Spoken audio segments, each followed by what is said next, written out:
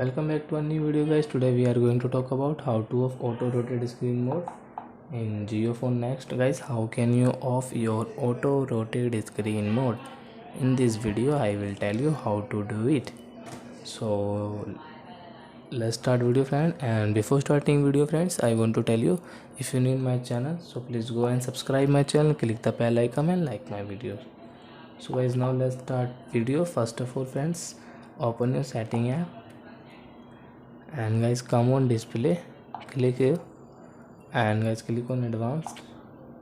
So guys, you can see auto rotate screen mode. Guys, you want to off, so guys off it. Display, advanced and off. Auto rotate screen mode off.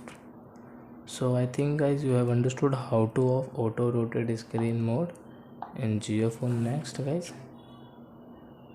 So I think, friends, you have understood.